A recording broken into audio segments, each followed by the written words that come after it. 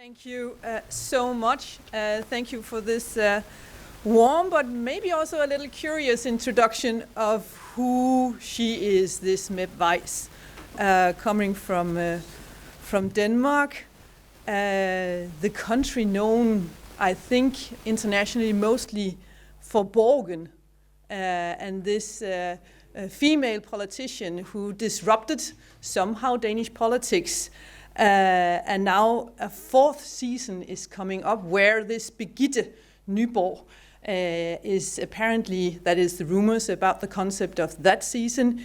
She's now a commissioner in the European Commission, in the EU Commission. So let's see whether I can add a little bit more of natural life from what Danish politics is, and also how I as a Dane, but also as a human being, in this world at this moment, who is in 2 weeks turning 55, who's also this year celebrating, at least I'm celebrating with myself, that it is 40 years ago that I said yes to be a member of the Danish Conservative Party and never ever left that membership or that idea that politics is made by human beings. And yes, it is a struggle. And yes, you cannot always be agreeing everything what the party leader or the elected politicians from your political family says in all details. But politics and the organizations in politics is, and that I have learned through a long life now, also as a family member of my family, also being a woman leaving my marriage twice, two different men, I would say, and it was, that being in politics is also how it is to be in family. It is hard work. And apparently my longest marriage will be with my party and not with the men that I have three wonderful children together with. So a life as a human being, a life as a person who I think, and I can see that there are many people here in this room who is not originally from Europe, but I would like to share with you what it is to be a European, because maybe it echoes something that you know from yourself by heart. But it's also something that I try in my work as a member of the European Parliament, but also bridging between my party back home in Denmark to try to understand, why is Europe not alike Denmark? Why can political ideas to solve challenges right now that are invented in the heads of Danish conservatives, why can't they not one-to-one work in the European Parliament? Why do we have to sometimes use other words, other narratives, and find other ways to get to the same goals, to deliver the same results that we all want, in respect for the fact that being a European, and maybe that is something, as I said before, is something that we share more with us, not only situated in Europe, but as a Europeans, we are actually a continent of permanent doubting people. We doubt, and we have been doubting since the very early days of political and philosophical history. We like the idea that we can do better tomorrow. We like the idea and the premises that we are allowed to speak up when we think that things could have been done better. And that is the fundamental premise of who it is, how it is to be a European. And I think we have to go back to these sources of idealism and values to find the new solutions for where democracy is right now, not only in Europe, but worldwide. And I am so happy that you found me and invited me, because I didn't know about you before. And I think we have a very important work ahead of us. We are standing in the middle of it. And I really, really hope that the next days, and also adding up from the days you have spent already together, can make the ripple effects we need for democracy to develop, for democracy and the values on freedom and to share the longing of how we can do better with the challenges that we are facing with climate, with war, critical raw materials, migration, socio-demographic changes in the world. We need to find better solutions to do it in a peaceful way, but also in a sustainable way. But also we need to address the fact that, yes, still a lot of people in this world, they find the idea about democracy intriguing. There is a majority that likes the idea. But there is also a growing number of people who has no trust in political institutions and no trust in politicians. We are simply too corrupt, and we are too selfish and self-centered. We like the SoMe world, the digitalized world of politics, where we can send out a beautiful message that is actually not made by ourselves. Typically, we have a team of communicating high-skilled people who works with the message so that it really gets a high amount of likes. And by doing politics in that way, we do not do what we did in the old days, namely met each other at a forum. In my country, in my party, we used to meet each other in a room, in an evening, with poor cheese bread and lukewarm coffee. But we stayed there for hours discussing the next budget for the municipality. We met and struggled with how to still have a high-quality healthcare system in the region where I was a part-time politician for 8 years, back in the end of the 90s and the beginning of this century. And we did so by also allowing us to listen to what others said, but also to take the hard work of disagreeing in the beginning, but then over the dialogue, over the discussion, finding some kind of common ground where we at least understand why the other one is suggesting something else that I am. So and I think we really need to go back to these roots, and since now you know that I'm not very young and I'm not that old, so I try to find other ways of being in politics, but also talking about politics. And what I am now about to say, that was also announced in the headline, may sound very odd and can also maybe be commented as if that's something that comes out of a mouth of a Dane from a very prosperous country who only hypothetically is really having troubles in the way our society works. I come from a rich country. I come from a little country. I know all of that. But I think I will give it a try anyway, because when I started in politics, I was a member of first time for being a member. I was 15 years old, and I joined the youth organization, and I also immediately became a member of the party with all the grown-ups. I learned from the very beginning that doing politics is a mean job. It's about fighting the others, and also the others in your own party. It was very much this Machiavellian way of understanding politics, that it is a power game. It's about to attract the majority, then keep it by disciplining it and make use of it for your purposes, no matter the costs. And for those of you who have seen the 3 episodes of Borgen, knows that the costs for being in politics in that way is very high. And I wonder, and maybe it's because I have this special master education in leadership and innovation and the add-on to that title is In Complex Systems.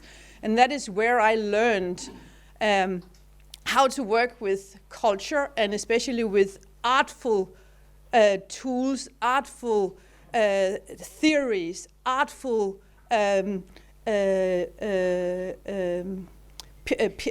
pieces of art into how to make change management.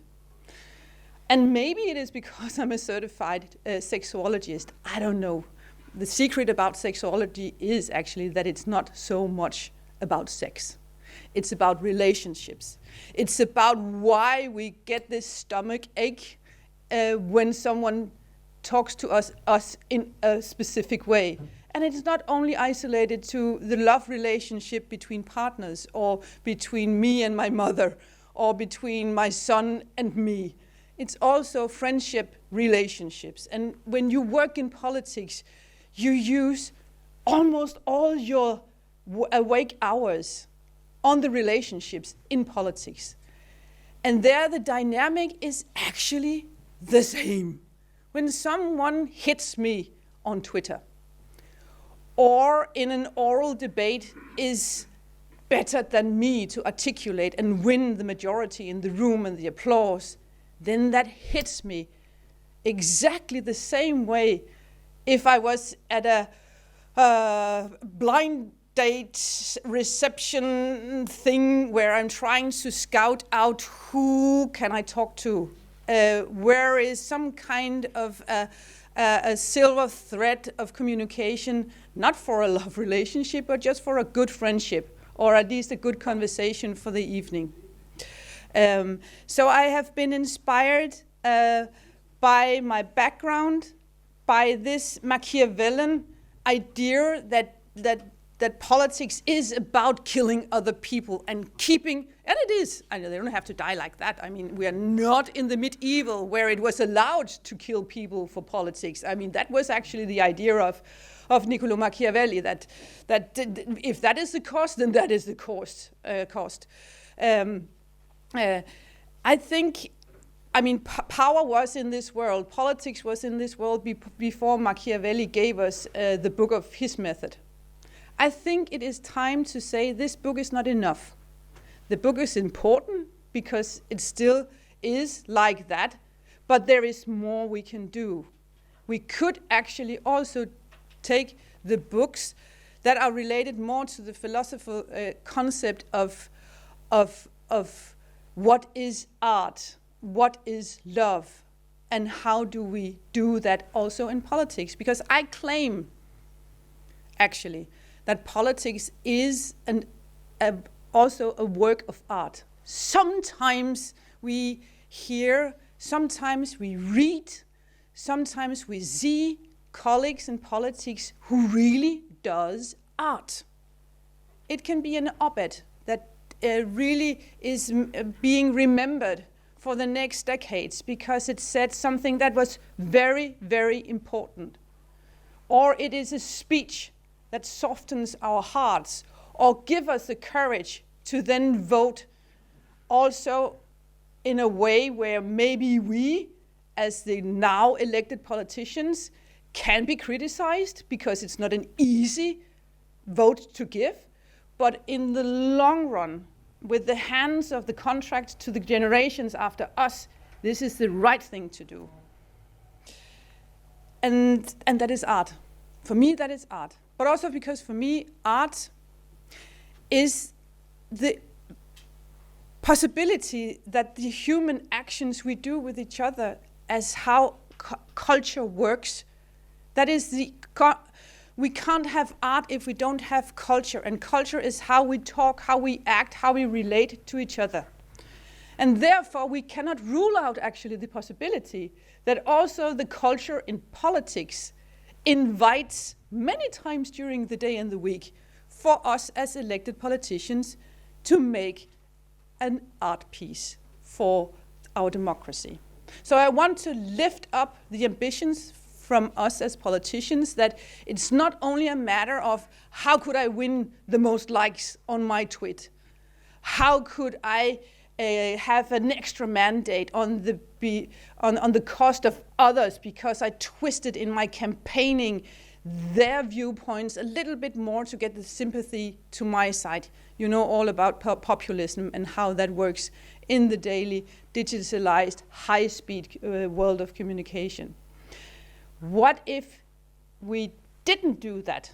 Maybe there was the possibility that the art we created out of politics by not being populistic, not being mean about our competitors, but actually just putting out to the relationship between us as politicians and the voters, that this is what I mean, this is what I say, this is what I think, this is my values, and this is my red tape.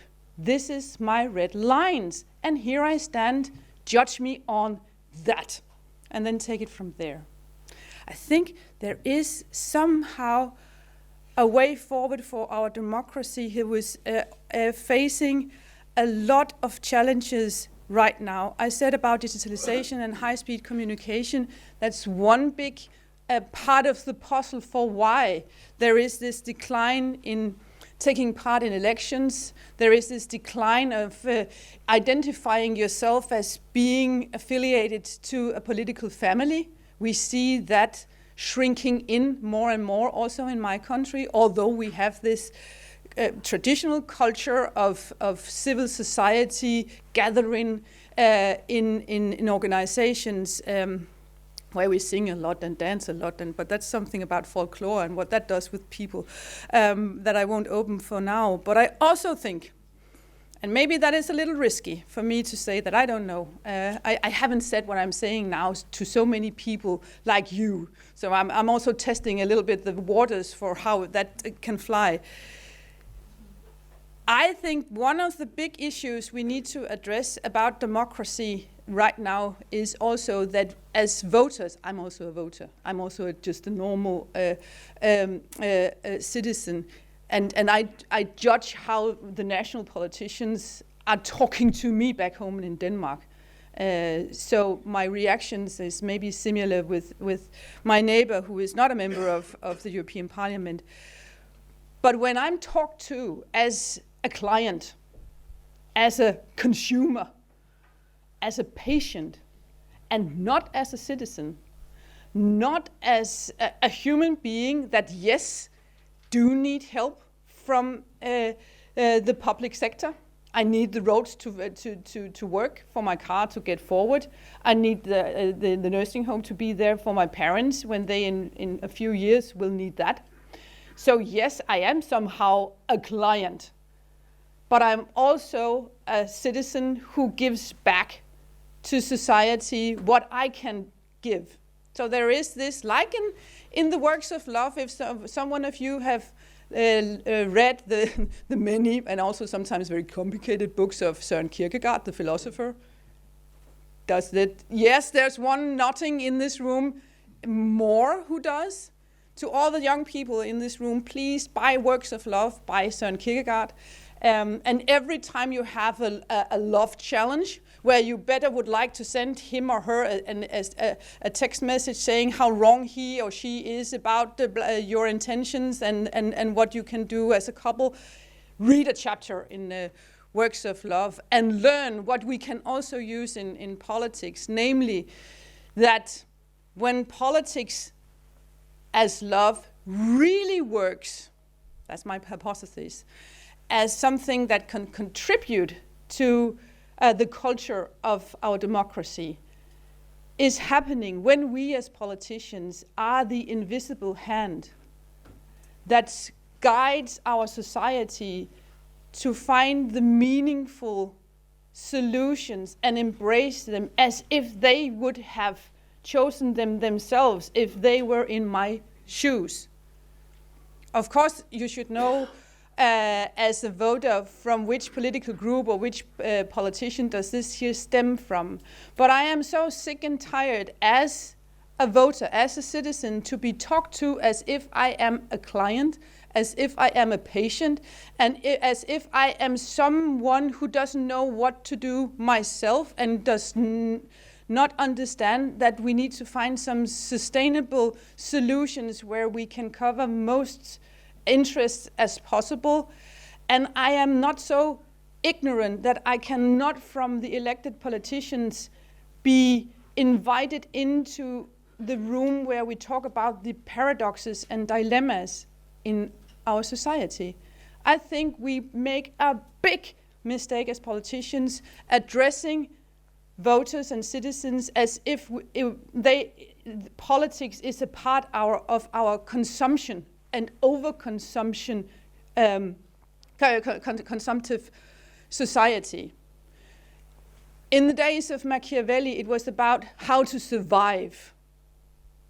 Therefore, it might have been given great meaning to articulate politics as a true power game on life and death. But things have changed since then. And now we need to address much more the value linked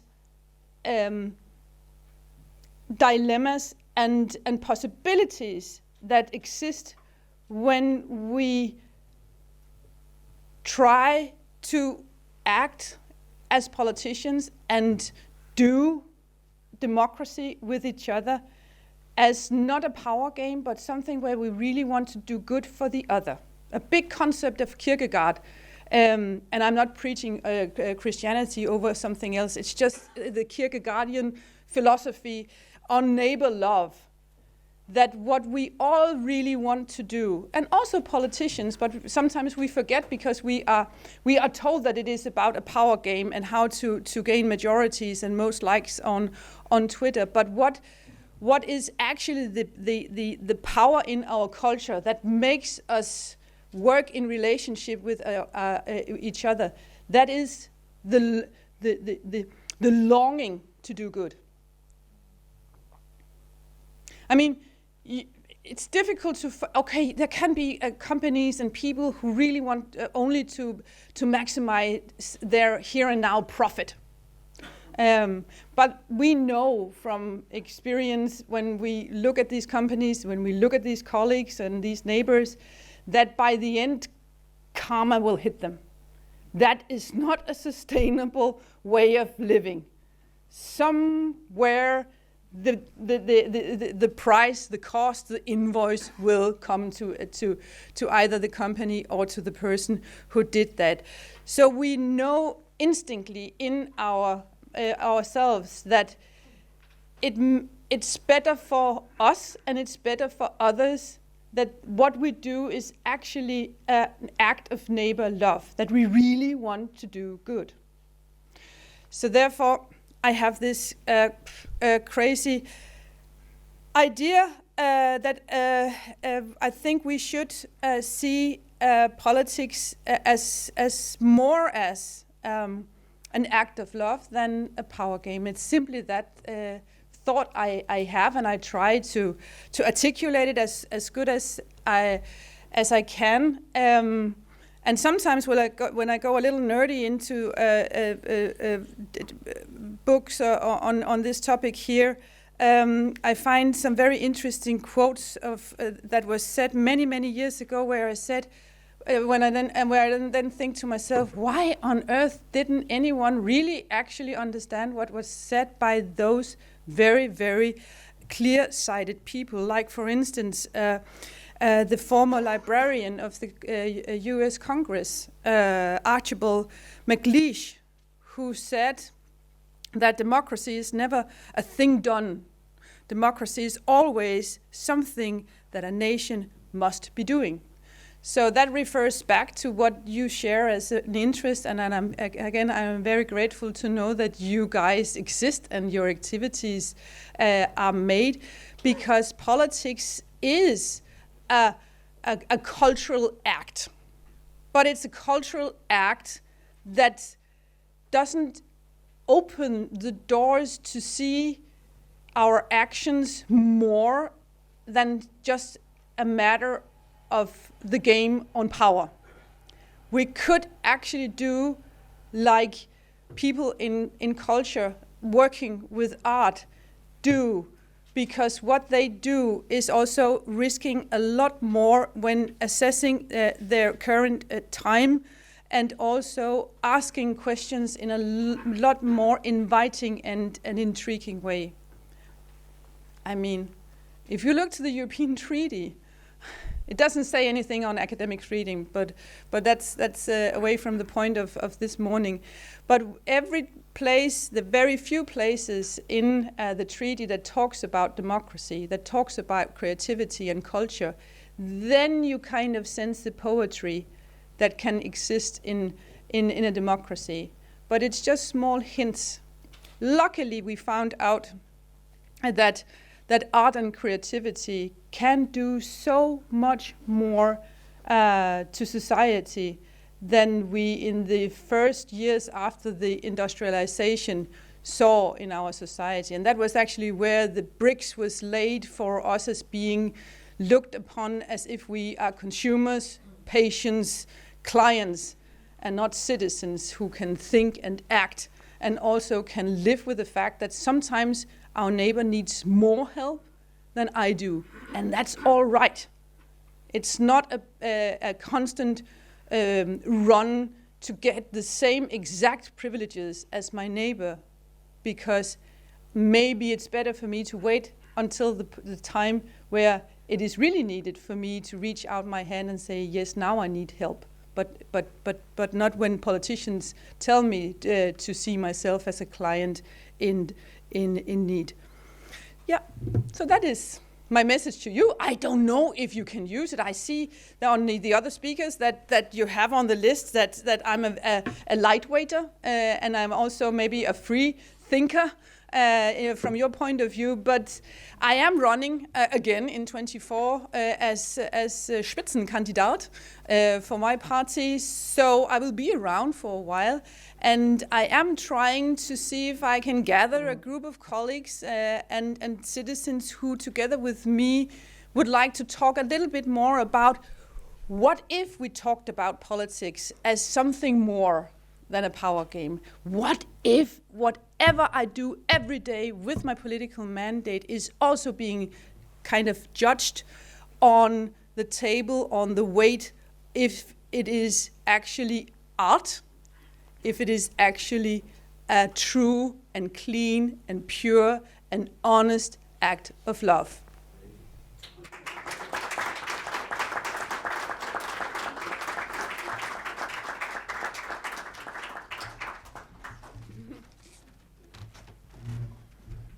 Thank you very much for this interesting and unique presentation.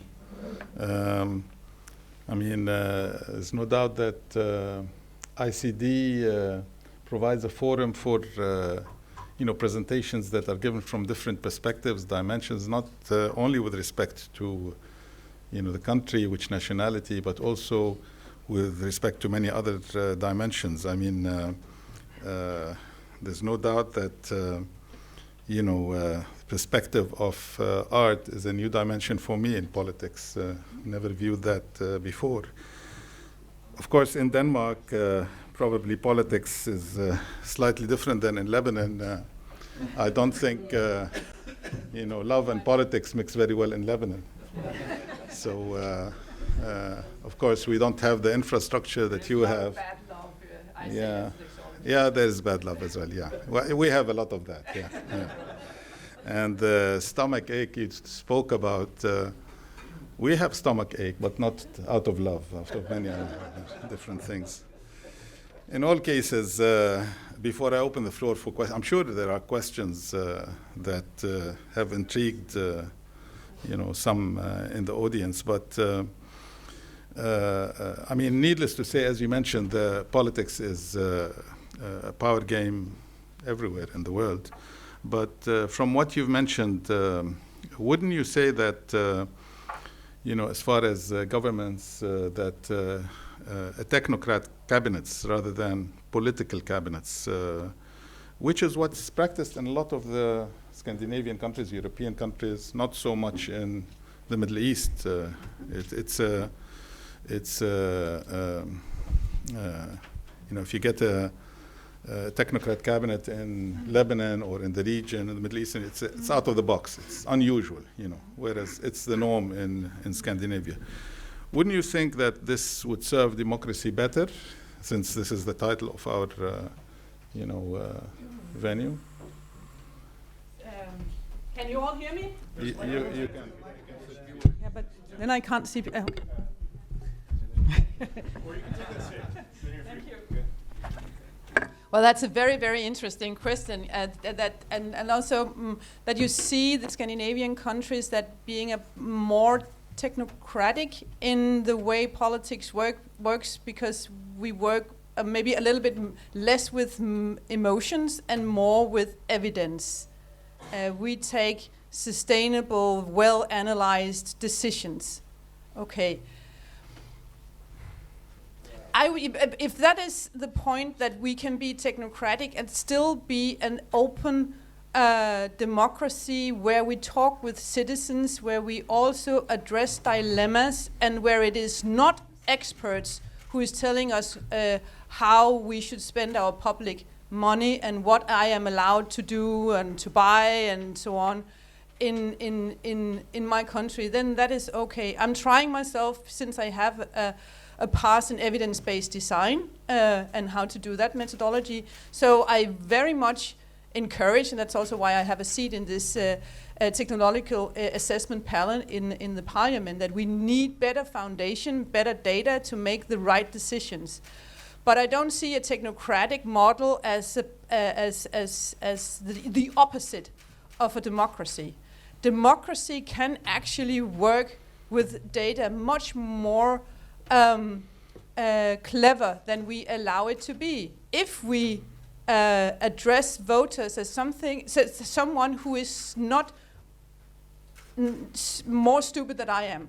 And the reason for why I'm saying that is many, many years ago, when I was a regional politician, we had a lot of hospitals in the region where I was elected. All too many. Poor quality, but there was a hospital around every corner. So, but as a responsible politician, we knew we have to do something about the quality, because it's not a good idea that people with a stroke or women in labor that is going into complications, that they lose their lives because we cannot address the fact we need to centralize our hospital design much more. There we will have to accept the fact that we have to drive for 30 minutes to the next hospital and not just use 10 minutes. And my colleagues, or even in my own party, was so reluctant to dare to say to the voters, we have to close down 5 or 6 hospitals to keep the last 4 and then really make them work high quality, high efficient, the best experts, etc., etc. But luckily, there was a PhD student who made a test on us and the citizens, saying that all the expert knowledge, all the data that we as politicians in the Committee of Hospitals got and was aware about, but didn't dare to conclude anything about, that he took all this evidence and put it to test by giving it to citizens, normal people that he invited for workshops for one day, and asked them, now you know exactly the same as the politicians about the instability between closeness and quality and the available resources that we have. And he asked them, now that you know this data and these recommendations from technocratic experts outside of politics, what would you then advise the politicians to do? And hey, the citizens came back and said, close 5 hospitals, build up more quality and efficiency in the rest of the hospitals. So the citizens were actually, when they are invited to know the same as we do as politicians, they see the same need for an act of neighbor love, to say to the neighbor who works at the local hospital, now I think it's time for that hospital to die and for you to work at another hospital that can give us more quality and more certainty that no one will die because of poor management. So I think we need both. It's not an either or, but what I am worried about is that this idea about a technocratic government and a technocratic political system is better than the democracy. Because that is also what we see in the data on how people perceive democracy, that yes, it is a good idea, but no, the institutions and the politicians don't work. Therefore, it's better to have a technocratic, one-person kind of leadership who says what to do. Because that will then turn into autocracy very soon, and then that will be the killing of the free thinking and for at least for us as Europeans, the possibility to always raise our voice and say, hey, what you have decided could actually have been done in another way. Please take that into account. Yeah, Long answer, sorry, Yeah.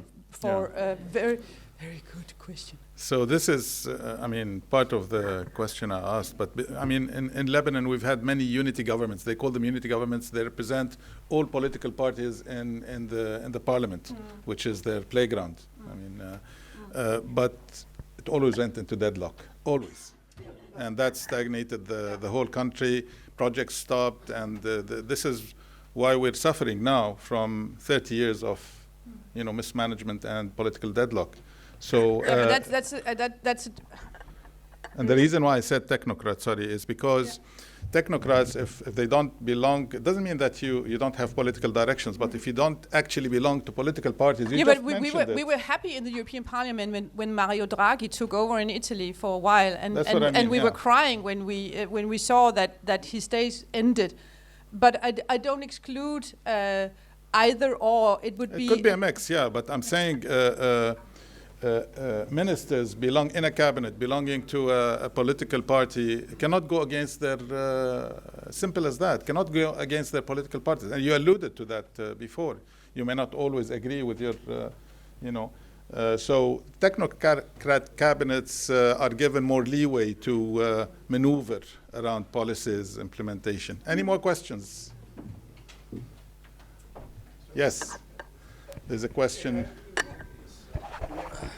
over there at the back. Okay, Madam MP, you noted well that I was nodding, but in that time I was in a dream to suggest your topic deserves to have a movie in Hollywood or Bollywood maybe. Because I can't sing. No. Of course you wouldn't be. The Hollywood and Bollywood have many to do that. Anyway, my background is from third world country like Pakistan. And when I hear and see the work of the politicians, it is totally different what you are propagating.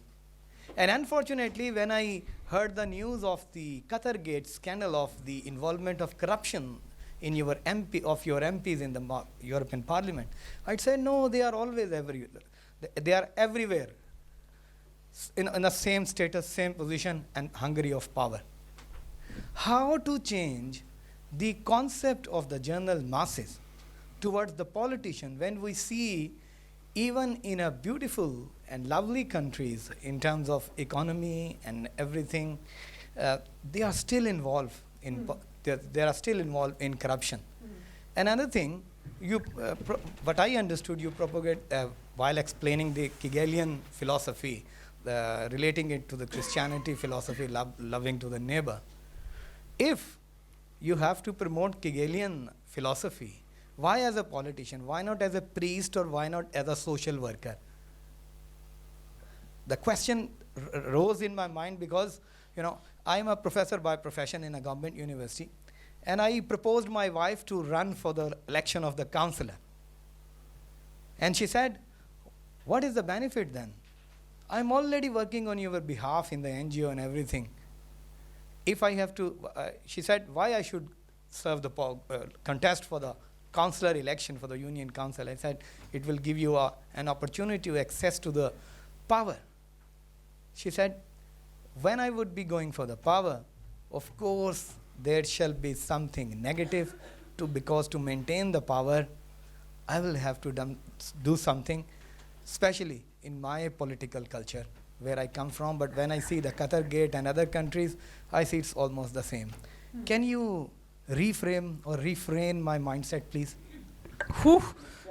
In 2 That is minutes. a big wish, and I hope I can do. Maybe not to you, but someday I meet someone where I can be the spark that changes. The Qatar Gate is interesting, and also the aftermath is very, very interesting because it's still an act of crime that is being investigated. So we really don't know in details what happened, beside from the fundamental data telling us that also amongst elected politicians, there are a few in every generation who is a criminal, who thinks and acts like a criminal. And that is not an act of neighbor love to be a criminal, and especially not the way that Eva Kaili and the gang around her, or the man who made that, and she was a part of that gang. We don't know really the details yet. I'm so sad about the Qatar Gate because it makes all 705 colleagues in the European Parliament and all politicians in general again being painted with this color of corruption that we also see from data when asking people, what do you think about democracy? Yes, it's a good idea, but politicians elected and the institutions don't work and they are corrupted. What we are doing right now in the European Parliament, and especially from my political group, the European People's Party, is that we try to speak up the need for more transparency on NGOs.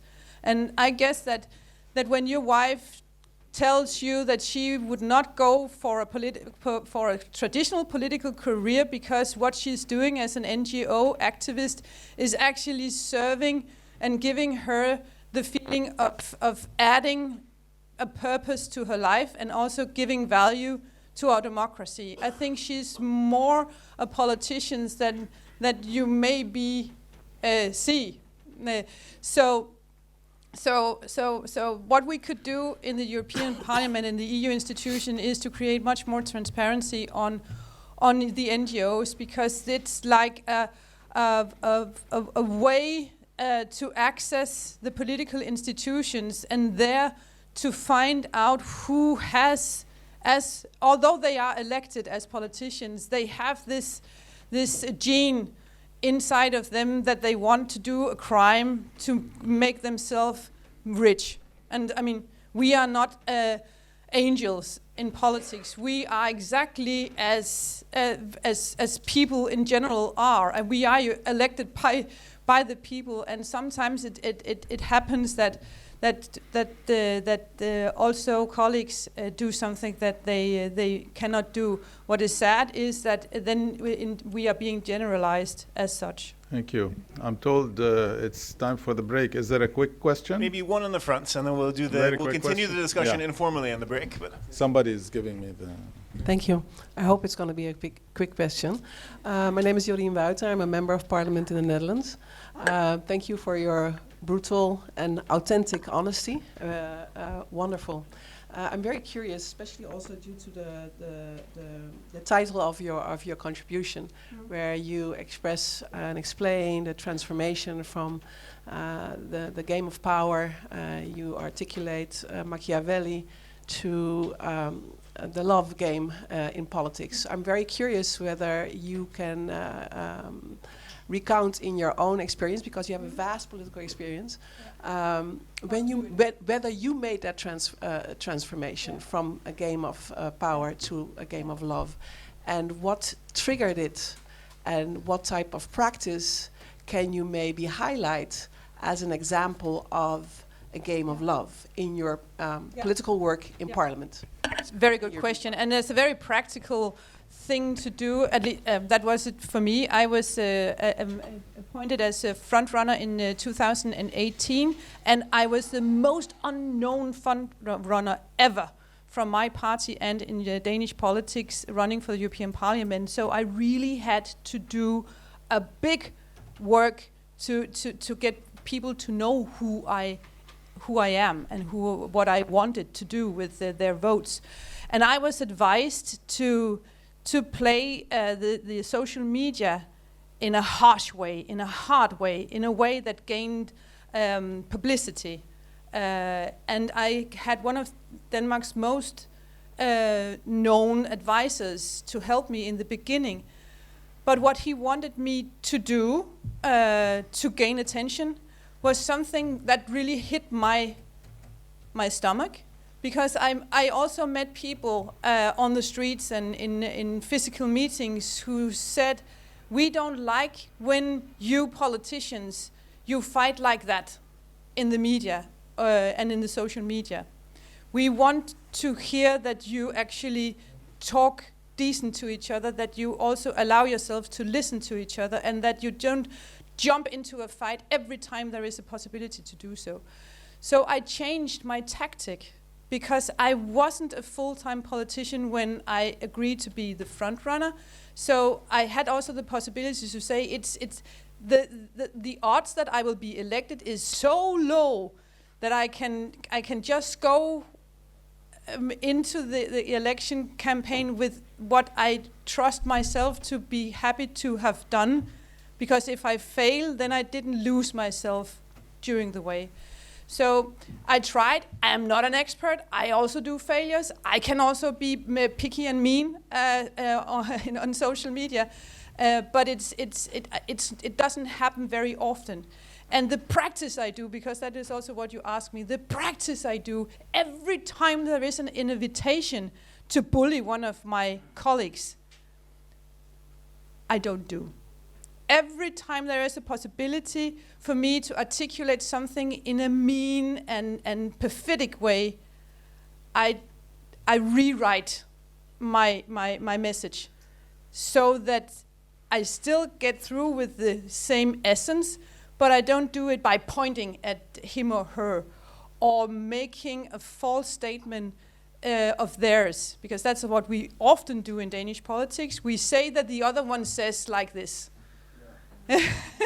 It's called a strawman in Danish. So it doesn't have to be an academic, abstract exercise. It's just how you talk to other people in politics. It's how you address the challenges, and it's how you make comments in social life. And guess what? Also is a very strong tool, and that is ignorance. If there is someone saying something that you really would like to punch back at and say, no, you voted blah blah last time this, that, blah, You're blah, sounding more Lebanese now. Then you just ignore. We actually often forget, actually also in love relationships, that if he doesn't speak to me like I really need him to do, then instead of saying, you don't see me, you don't value me, then just ignore what you don't get and then go on in your way of being in that relationship by not fulfilling your own needs first before you say to your husband or your lover that it's because you don't do good to me that I am sad. Actually, take it back. Start with yourself. So, yeah. Thank you.